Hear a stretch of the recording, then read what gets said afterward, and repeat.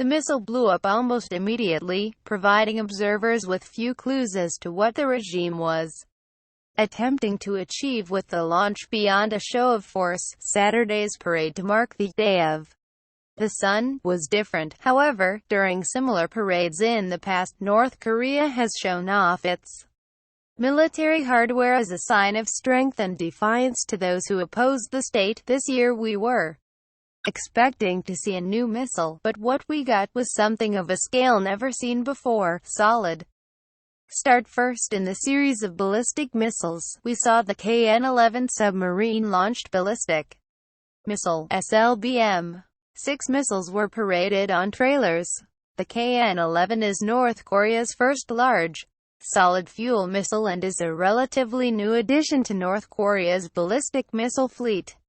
Submarine launches are more difficult to detect as the missile can be fired from locations off the Korean peninsula. This missile has been tested a handful of times, including its most recent test on August 24, 2016, where it flew 500 kilometers (310 miles) terminal guidance following the KN-11. We saw an as yet unidentified missile on a tracked vehicle similar to the Soviet Scud design.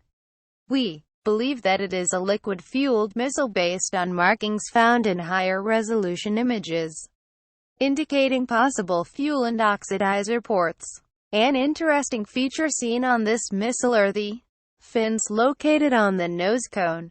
These fins could be used to provide additional guidance to the missile warhead as it approaches a target, making the missile system more accurate and dangerous. Solid fuel ashore. After seeing the potentially new Scud variant, we saw the KN-15, also known as the PUKGUKSONG-2, a land-based version of the North's solid-fuel SLBM. This missile was first seen during a missile test near Kusong, north of Pyongyang, on February 12.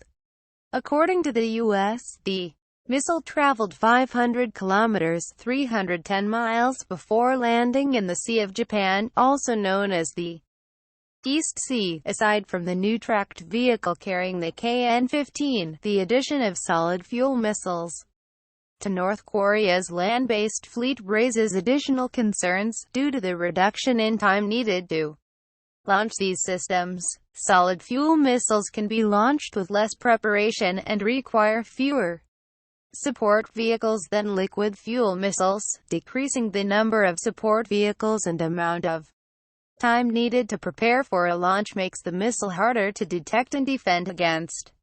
The Musudan. Following the KN-15s came North Korea's Musudans, an intermediate-range ballistic missile IRBM, that, with a range of 3,500 kilometers (2,150 miles), could potentially reach the U.S. Important Andersen Air Force Base on the Pacific island of Guam. This missile was first paraded in 2010 but remained untested until last year.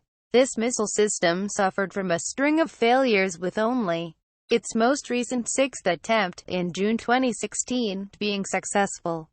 Not a Musudan. Following the Musudan, on the same type of transporter, came something new, with features from possibly 2 different missiles. This new weapon is longer than the Musudan and uses a nose cone similar to that of North Korea's KN-08 intercontinental ballistic missile (ICBM). While the front looks like the KN-08, it is shorter than North Korea's ICBM, possibly making it a longer modification of the Musudan or a shorter modification of the KN-08, or possibly something else entirely.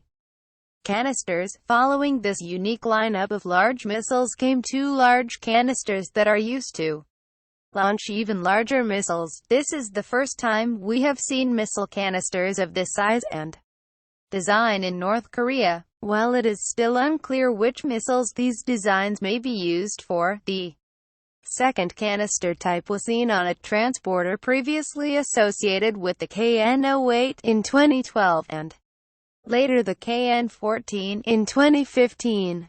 We first saw the Musudan IRBM in a similar parade in 2010, and North Korea's two ICBM designs, the KN-08 and KN-14, in 2012 and 2015. North Korea has only a few of the larger transporters seen carrying the latter canister design, possibly explaining why we were not shown the KN-08s or KN-14s this year, due to the limited number of larger transporters available.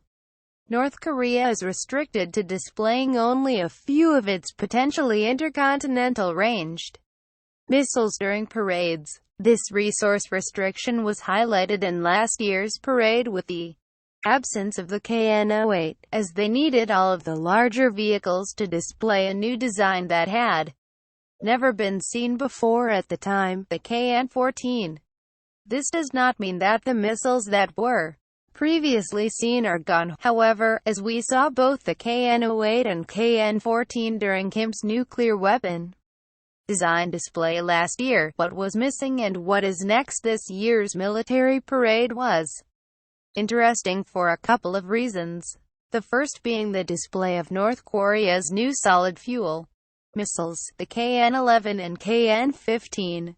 With the addition of solid fuel to North Korea's larger missile fleet, the vast number of solid-fuel missiles on display was most likely intended to drive the point that the North had achieved the technical capability to produce longer-range solid-fuel missiles, a development that many analysts had worried about.